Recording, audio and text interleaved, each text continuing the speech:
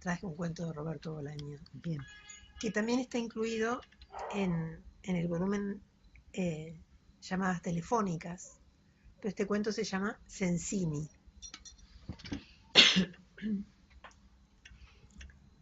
La forma en que se desarrolló mi amistad con Sensini sin duda se sale de lo corriente. En aquella época yo tenía 20 y tantos años y era más pobre que una rata. Vivía en las afueras de Girona, en una casa en ruinas que me habían dejado mi hermana y mi cuñado tras marcharse a México, y acababa de perder un trabajo de vigilante nocturno en un camping de Barcelona, el cual había acentuado mi disposición a no dormir durante las noches. Casi no tenía amigos, y lo único que hacía era escribir y dar largos paseos que comenzaban a las 7 de la tarde, tras despertar, momento en el cual mi cuerpo experimentaba algo semejante al jet lag, una sensación de estar y no estar, de distancia con respecto a lo que me rodeaba, de indefinida fragilidad. Vivía con lo que había ahorrado durante el verano, y aunque apenas gastaba mis ahorros, iban menguando al paso del otoño. Tal vez eso fue lo que me impulsó a participar en el Concurso Nacional de Literatura de Alcoy, abierto a escritores de lengua castellana, cualquiera que fuera su nacionalidad y lugar de residencia. El premio estaba dividido en 3 modalidades: poesía, cuento y ensayo.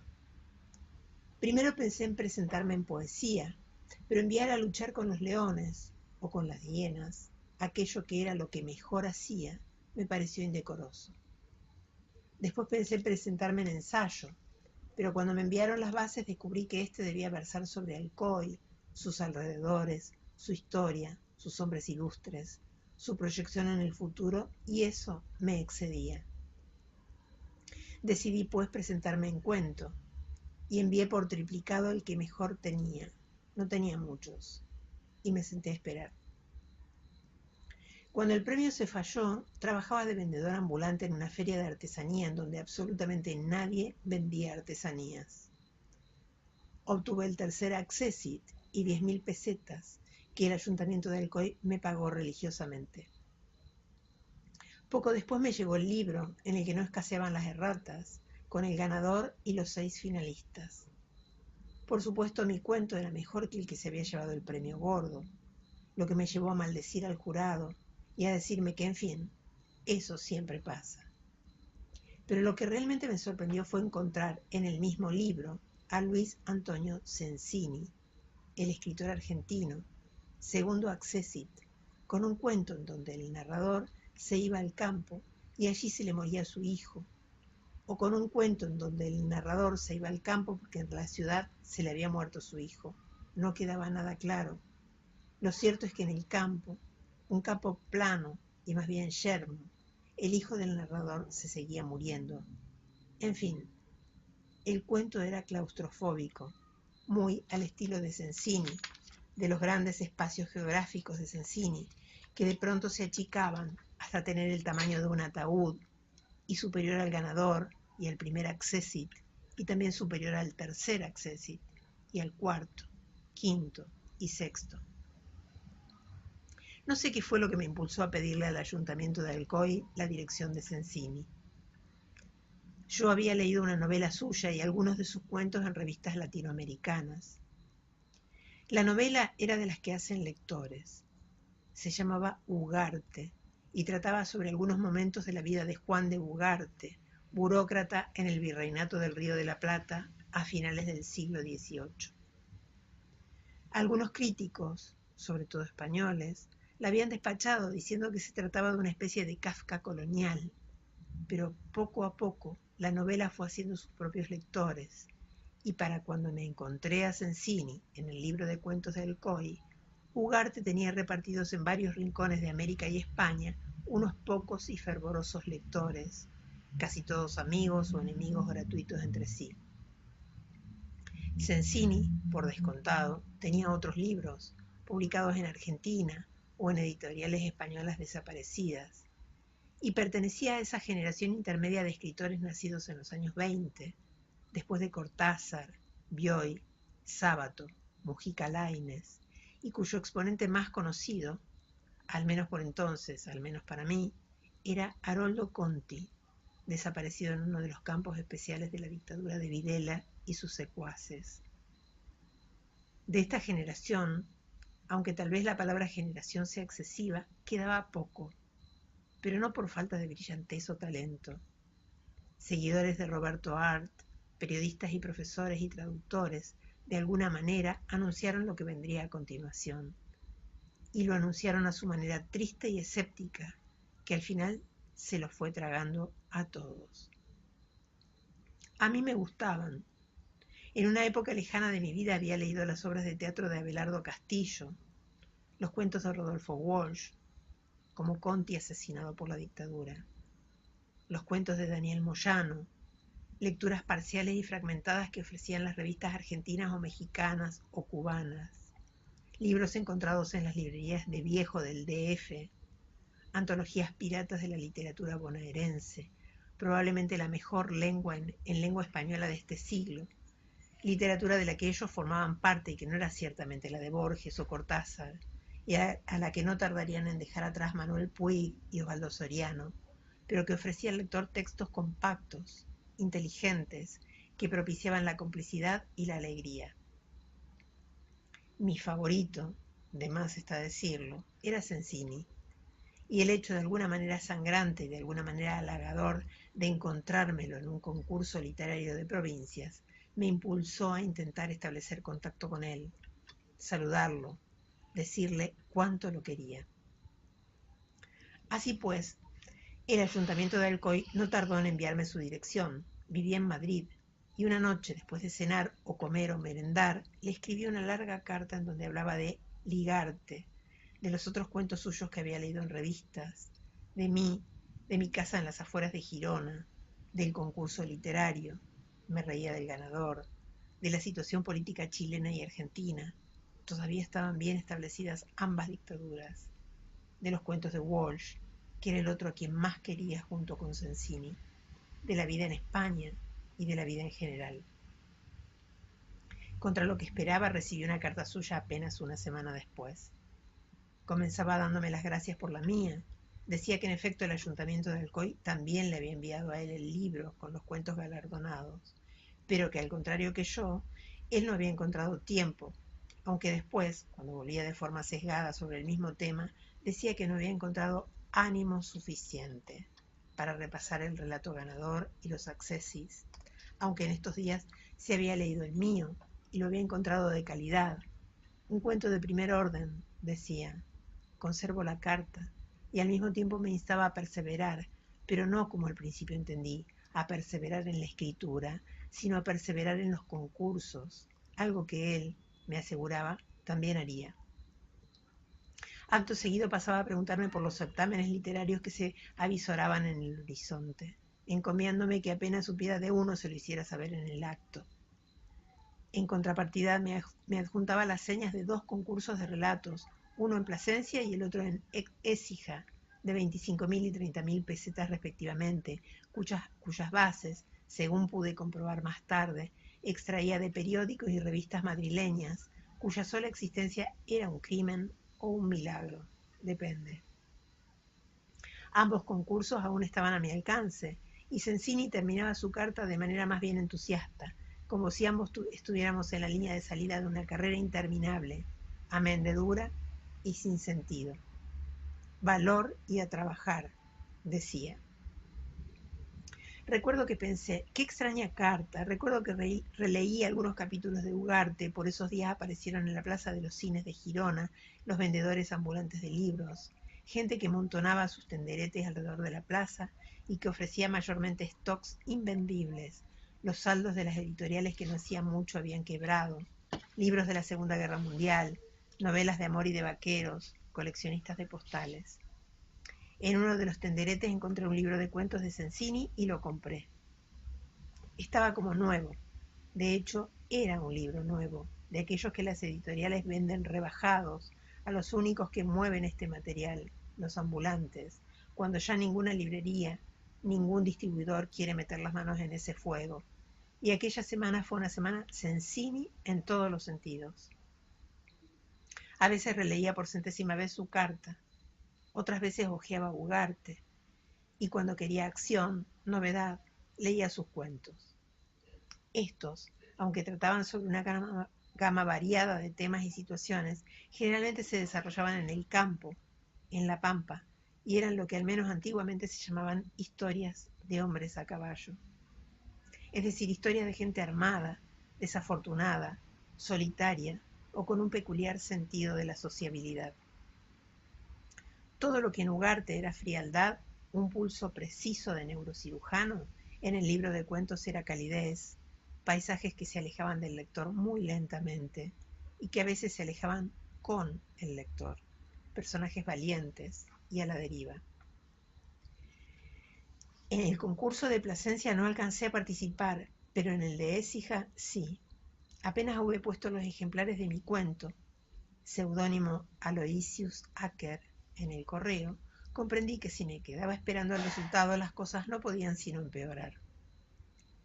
Así que decidí buscar otros concursos y de paso cumplir con el pedido de Sensini. Los días siguientes, cuando bajaba a Girona, los dediqué a trajinar periódicos atrasados en busca de información. En algunos ocupaban una columna junto a Ecos de Sociedad, en otros aparecían entre sucesos y deportes. El más serio de todos lo situaba a mitad de camino del informe del tiempo y las notas necrológicas. Ninguno, claro, en las páginas culturales. Descubrí asimismo una revista de la Generalitat que entre becas, intercambios, avisos de trabajo, cursos de posgrado, insertaba anuncios de concursos literarios, la mayoría de ámbito catalán y en lengua catalana, pero no todos. Pronto tuve 3 concursos en ciernes en los que Sensini y yo podíamos participar y le escribí una carta. Como siempre, la respuesta me llegó a vuelta de correo. La carta de Sensini era breve. Contestaba algunas de mis preguntas, la mayoría de ellas relativas a su libro de cuentos recién comprado, y adjuntaba a su vez las fotocopias de las bases de otros 3 concursos de cuento, uno de ellos auspiciado por los ferrocarriles de Estado, premio gordo y 10 finalistas, a 50.000 pesetas por barba, decía textualmente, el que no se presenta no gana, que por la intención no quede.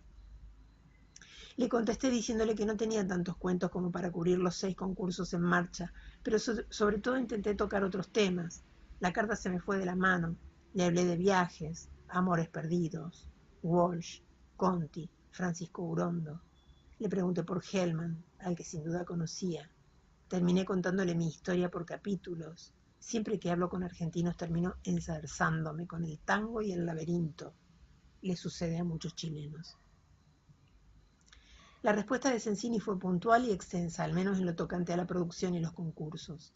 En un folio escrito a un solo espacio y por ambas caras, exponía una suerte de estrategia general con respecto a los premios literarios de provincias. Le hablo por experiencia, decía. La carta comenzaba por santificarlos, nunca supe si en serio o en broma, fuente de ingresos que ayudaban al diario sustento. Al referirse a las entidades patrocinadoras, ayuntamientos y cajas de ahorro, decía, esa buena gente que cree en la literatura, o esos lectores puros y un poco forzados. No se hacía en cambio ninguna ilusión con respecto a la información de la buena gente, los lectores que previsiblemente o no tan previsiblemente consumirían aquellos libros invisibles. Insistía en que participara en el mayor número posible de premios, aunque sugería que como medida de precaución les cambiara el título a los cuentos si con uno solo, por ejemplo, acudía a 3 concursos cuyos fallos coincidían por las mismas fechas. Exponía como ejemplo de esto su relato Al amanecer, relato que yo no conocía y que él había enviado a varios certámenes literarios casi de manera experimental, como el conejillo de Indias destinado a probar los efectos de una vacuna desconocida. En el primer concurso, el mejor pagado, Al amanecer fue como Al amanecer. En el segundo concurso se presentó como Los gauchos. En el tercer concurso su título era En la otra pampa. Y en el último se llamaba Sin remordimientos. Ganó en el segundo y en el último, y con la plata obtenida en ambos premios pudo pagar 1 mes y medio de alquiler. En Madrid los precios estaban por las nubes. Por supuesto, nadie se enteró de que Los gauchos y Sin remordimientos eran el mismo cuento con el título cambiado, aunque siempre existía el riesgo de coincidir en más de una liza con un mismo jurado, oficio singular que en España ejercían de forma contumaz una pléyade de escritores y poetas menores o autores laureados en anteriores fiestas. El mundo de la literatura es terrible, además de ridículo, decía. Y añadía que ni siquiera el repetido encuentro con un mismo jurado constituía de hecho un peligro, pues estos generalmente no leían las obras presentadas, o las leían por encima, o las leían a medias. Y a mayor abundamiento decía, quién sabe si los gauchos, y sin remordimientos, no sean dos relatos distintos cuya singularidad resida precisamente en el título. Parecidos, incluso muy parecidos, pero distintos. La carta concluía enfatizando que lo ideal sería hacer otra cosa, por ejemplo vivir y escribir en Buenos Aires, sobre el particular pocas dudas tenía, pero que la realidad era la realidad, y uno tenía que ganarse los porotos. No sé si en Argentina llamaban porotos a las judías, en Chile sí, y que por ahora la salida era esa. Es como pasear por la geografía española, decía. Voy a cumplir 60 años, pero me siento como si tuviera 25, afirmaba al final de la carta, o tal vez en la postdata. Al principio me pareció una declaración muy triste, pero cuando la leí por segunda o tercera vez, comprendí que era como si me dijera, ¿cuántos años tenés vos, pibe? Mi respuesta, lo recuerdo, fue inmediata. Le dije que tenía 28, 3 más que él. Aquella mañana fue como si recuperara, si no la felicidad, sí la energía, una energía que se parecía mucho al humor, un humor que se parecía mucho a la memoria. No me dediqué, como me sugería Sensini, a los concursos de cuentos, aunque sí participé en los últimos que entre él y yo habíamos descubierto. No gané en ninguno. Sensini volvió a hacer doblete en Don Benito y en Écija, con un relato que originalmente se titulaba Los sables, y que en Écija se llamó Dos espadas, y en Don Benito El tajo más profundo. Y ganó un accessit en el premio de los ferrocarriles, lo que le proporcionó no solo dinero, sino también un billete franco para viajar durante un año por la red de la Renfe. Con el tiempo fui sabiendo más cosas de él. Vivía en un piso de Madrid con su mujer y su única hija, de 17 años, llamada Miranda. Otro hijo de su primer matrimonio andaba perdido por Latinoamérica, o eso quería creer. Se llamaba Gregorio, tenía 35 años, era periodista. A veces Sensini me contaba de sus diligencias en organismos humanitarios o vinculados a los departamentos de derechos humanos de la Unión Europea para averiguar el paradero de Gregorio. En esas ocasiones, las cartas solían ser pesadas, monótonas, como si mediante la descripción del laberinto burocrático, Sensini exorcizara a sus propios fantasmas. Dejé de vivir con Gregorio, me dijo en una ocasión, cuando el pibe tenía 5 años. No añadía nada más, pero yo vi a Gregorio de 5 años y vi a Sensini escribiendo en la redacción de un periódico, y todo era irremediable. También me pregunté por el nombre, y no sé por qué llegué a la conclusión de que había sido una suerte de homenaje inconsciente a Gregorio Samsa. Esto último, por supuesto, nunca se lo dije. Cuando hablaba de Miranda, por el contrario, Sensini se ponía alegre. Miranda era joven, tenía ganas de comerse el mundo, una curiosidad insaciable, y además, decía, era linda y buena. Se parece a Gregorio, decía, solo que Miranda es mujer, obviamente, y no tuvo que pasar por lo que pasó mi hijo mayor. Poco a poco las cartas de Sensini se fueron haciendo más largas. Vivía en un barrio desangelado de Madrid, en un piso de 2 habitaciones más sala, comedor, cocina y baño. Saber que yo disponía de más espacio que él me pareció sorprendente y después injusto. Sensini escribía en el comedor, de noche, cuando la señora y la nena ya están dormidas, y abusaba del tabaco. Sus ingresos provenían de unos vagos trabajos editoriales, creo que corregía traducciones, y de los cuentos que salían a pelear provincias. De vez en cuando le llegaba algún cheque por alguno de sus numerosos libros publicados, pero la mayoría de las editoriales se hacían las olvidadizas o habían quebrado. El único que seguía produciendo dinero era Ligarte, cuyos derechos tenía una editorial de Barcelona. Vivía, no tardé en comprenderlo, en la pobreza. No una pobreza absoluta, sino una de clase media baja, de clase media desafortunada y decente. Su mujer, que ostentaba el curioso nombre de Carmela Sachman, trabajaba ocasionalmente en labores editoriales y dando clases particulares de inglés, francés y hebreo, aunque en más de una ocasión se había visto abocada a realizar faenas de limpieza.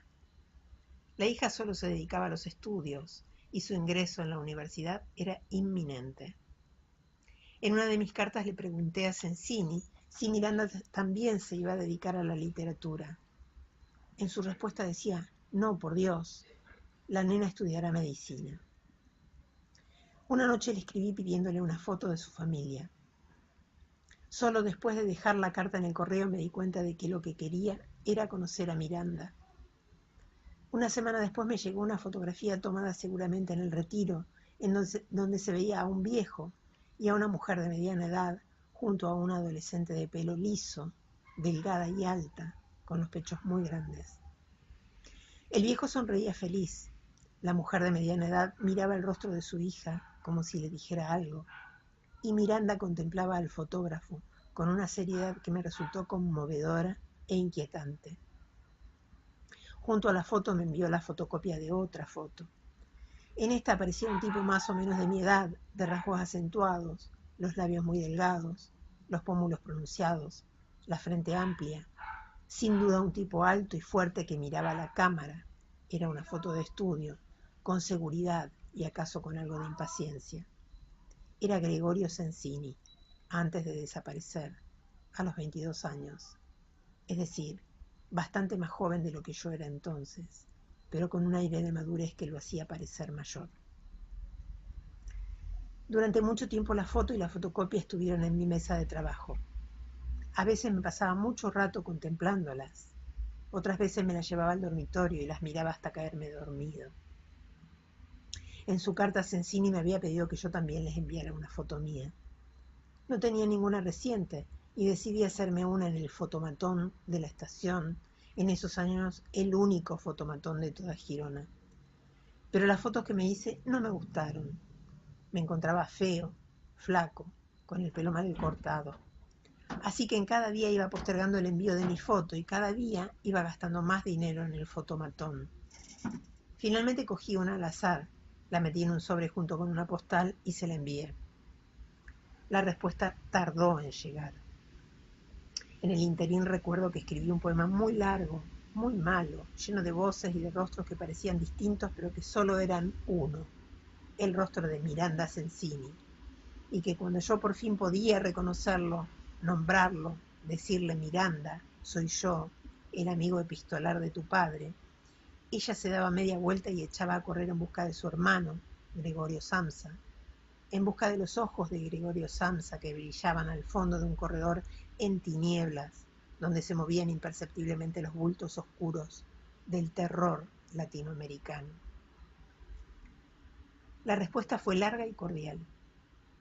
Decía que Carmela y él me encontraron muy simpático, tal como me imaginaban, un poco flaco tal vez, pero con buena pinta, y que también les había gustado la postal de la Catedral de Girona que esperaban ver personalmente dentro de poco, apenas se hallaran más desahogados de algunas contingencias económicas y domésticas. En la carta se daba por entendido que no solo pasarían a verme, sino que se alojarían en mi casa. De paso me ofrecían la suya para cuando yo quisiera ir a Madrid. La casa es pobre, pero tampoco es limpia, decía Sensini, imitando a un famoso gaucho de tira cómica que fue muy famoso en el Cono Sur a principios de los 70. De sus tareas literarias no decía nada. Tampoco hablaba de los concursos. Al principio pensé en mandarle a Miranda mi poema, pero después de muchas dudas y vacilaciones decidí no hacerlo. Me estoy volviendo loco, pensé, si le mando esto a Miranda. Se acabaron las cartas de Sensini y además con toda la razón del mundo. Así que no se lo mandé. Durante un tiempo me dediqué a rastrearle bases de concursos. En una carta Sensini me decía que temía que la cuerda se le estuviera acabando. Interpreté sus palabras erróneamente, en el sentido de que ya no tenía suficientes certámenes literarios a donde enviar sus relatos. Insistí en que viajaran a Girona, Les dije que Carmela y él tenían mi casa a su disposición. Incluso durante unos días me obligué a limpiar, barrer, fregar y sacarle el polvo a las habitaciones en la seguridad, totalmente infundada, de que ellos y Miranda estaban al caer. Arguí que con el billete abierto de la Renfe, en realidad, solo tendrían que comprar 2 pasajes, uno para Carmela y otro para Miranda, y que Cataluña tenía cosas maravillosas que ofrecer al viajero. Hablé de Barcelona, de Olot, de la Costa Brava, de los días felices que sin duda pasaríamos juntos. En una larga carta de respuesta, en donde me daba las gracias por mi invitación, Sensini me informaba que por ahora no podían moverse de Madrid.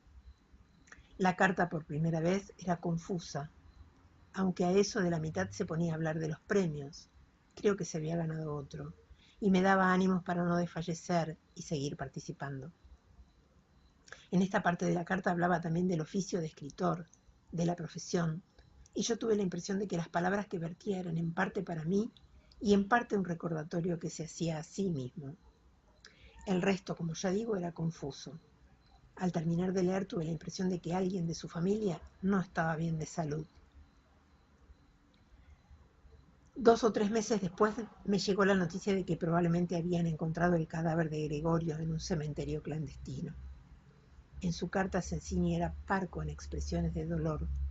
Solo me decía que tal día, a tal hora, un grupo de forenses, miembros de organizaciones de derechos humanos, una fosa común con más de 50 cadáveres de jóvenes, etc.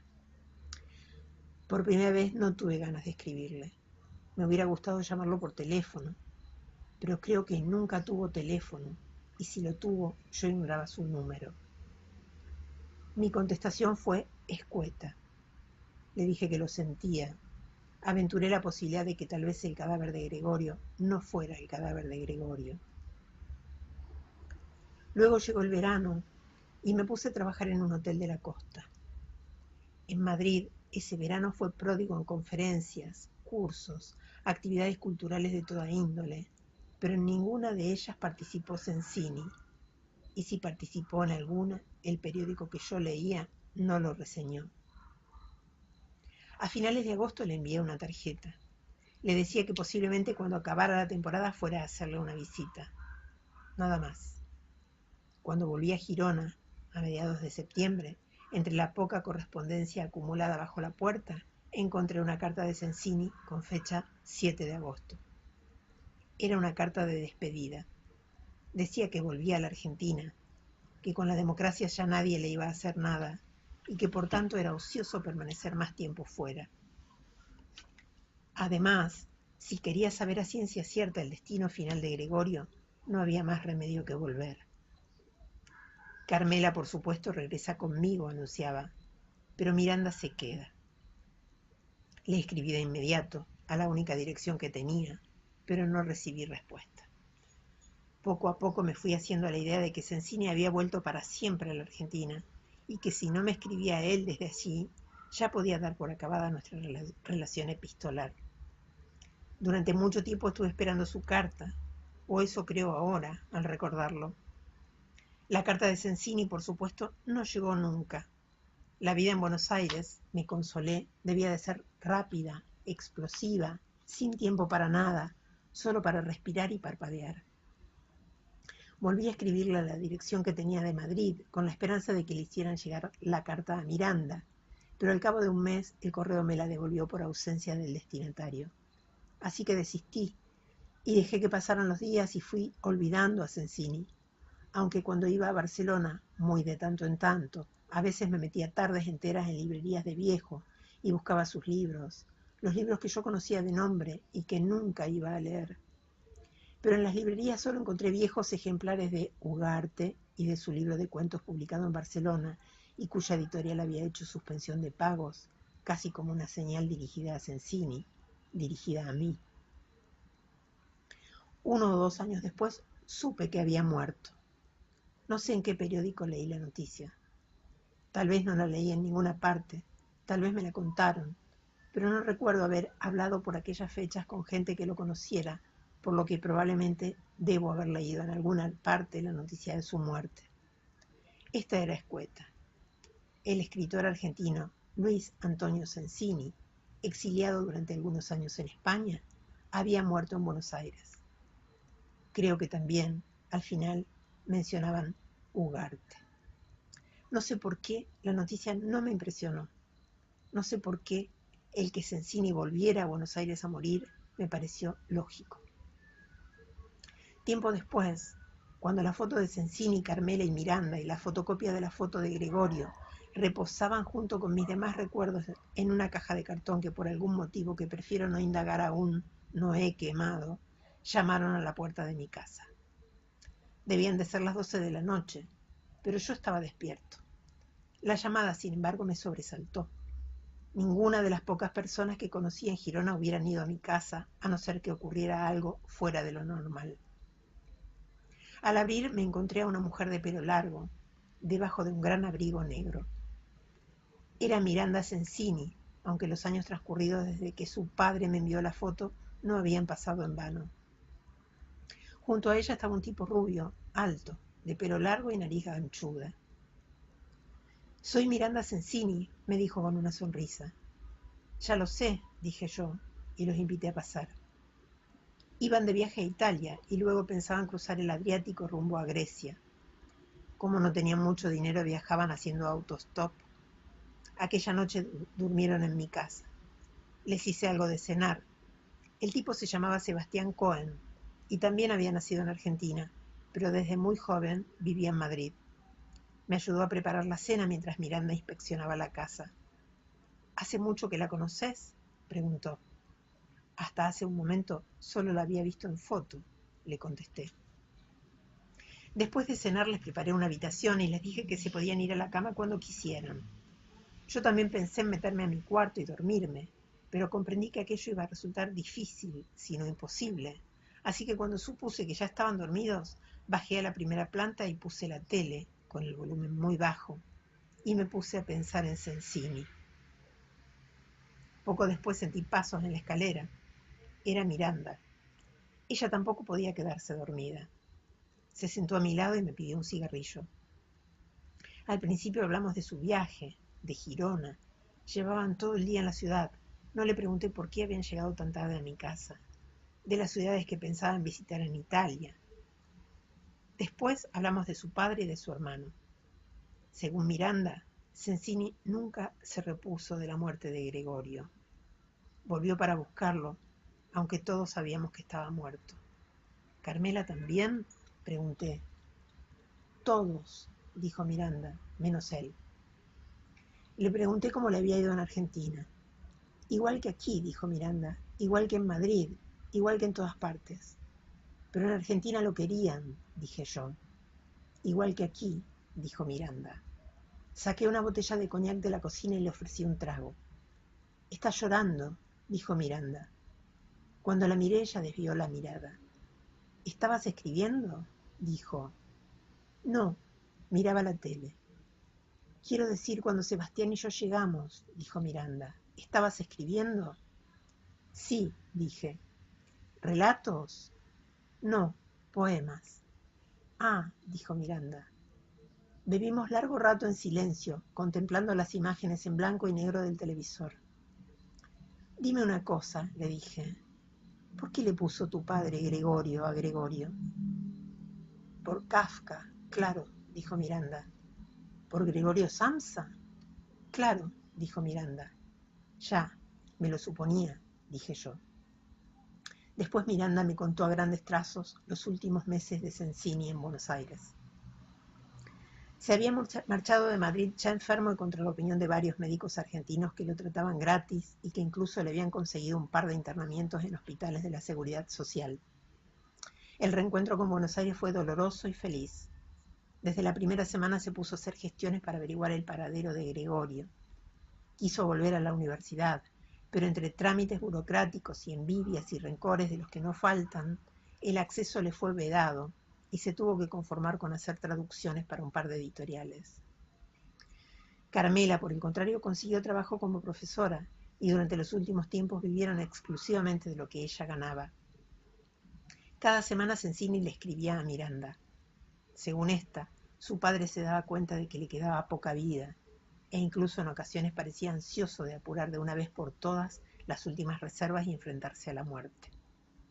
En lo que respecta a Gregorio, ninguna noticia fue concluyente. Según algunos forenses, su cuerpo podía estar entre el montón de huesos exhumados de aquel cementerio clandestino, pero para mayor seguridad debía hacerse una prueba de ADN, pero el gobierno no tenía fondos o no tenía ganas de que se hiciera la prueba, y ésta se iba cada día retrasando un poco más. También se dedicó a buscar a una chica, una probable compañera, que Goyo posiblemente tuvo en la clandestinidad, pero la chica tampoco apareció. Luego su salud se agravó y tuvo que ser hospitalizado. Ya ni siquiera escribía, dijo Miranda. Para él era muy importante escribir cada día en cualquier condición. Sí, le dije, creo que así era. Después le pregunté si en Buenos Aires alcanzó a participar en algún concurso. Miranda me miró y se sonrió. Claro, tú eras el que participaba en los concursos con él. A ti te conoció en un concurso.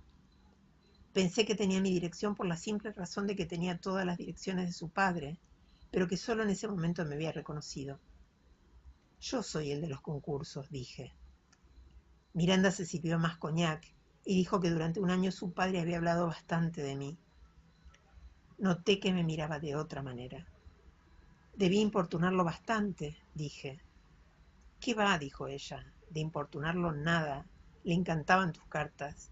Siempre nos las leía a mi madre y a mí. Espero que fueran divertidas, dije sin demasiada convicción. Eran divertidísimas, dijo Miranda. Mi madre incluso hasta os puso un nombre. ¿Un nombre? ¿A quiénes? A mi padre y a ti. Os llamaba los pistoleros o los cazarrecompensas, ya no me acuerdo, algo así, los cazadores de cabelleras. Me imagino por qué, dije, aunque creo que el verdadero cazarrecompensas era tu padre. Yo solo le pasaba uno que otro dato. Sí, él era un profesional, dijo Miranda de pronto seria. ¿Cuántos premios llegó a ganar?, le pregunté. Unos 15, dijo ella con aire ausente. ¿Y tú? Yo por el momento solo uno, dije. Un accessit en Alcoy, por el que conocí a tu padre. ¿Sabes que Borges le escribió una vez una carta a Madrid en donde le ponderaba uno de sus cuentos?, dijo ella mirando su coñac. No, no lo sabía, dije yo. Y Cortázar también escribió sobre él, y también Mujica Lainez. Es que él era un escritor muy bueno, dije yo. Joder, dijo Miranda, y se levantó y salió al patio, como si yo hubiera dicho algo que la hubiera ofendido. Dejé pasar unos segundos, cogí la botella de coñac y la seguí. Miranda estaba acodada en la barda, mirando las luces de Girona. «Tienes una buena vista desde aquí», me dijo. Le llené su vaso, me llené el mío, y nos quedamos durante un rato mirando a la ciudad iluminada por la luna. De pronto me di cuenta de que ya estábamos en paz, que por alguna razón misteriosa habíamos llegado juntos a estar en paz, y que de ahí en adelante las cosas imperceptiblemente comenzarían a cambiar. Como si el mundo, de verdad, se moviera. Le pregunté qué edad tenía. 22, dijo. Entonces, yo debo tener más de 30, dije, y hasta mi voz sonó extraña.